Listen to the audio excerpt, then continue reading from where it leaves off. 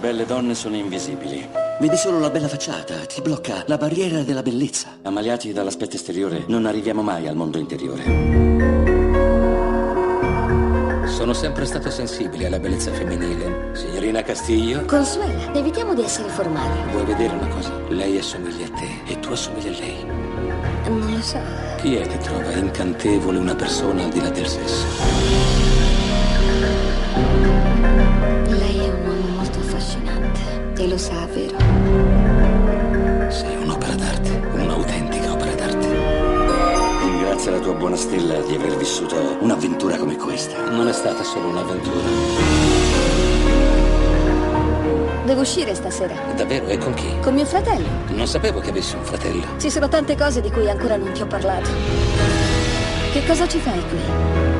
Hai deciso di rovinare tutto. Dove sei?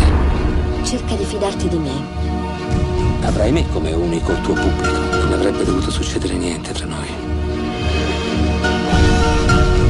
Hai cercato mai di immaginare un futuro con me? È quello a spaventarmi. Non ce ne sono come me. La devi lasciare. Mi manca.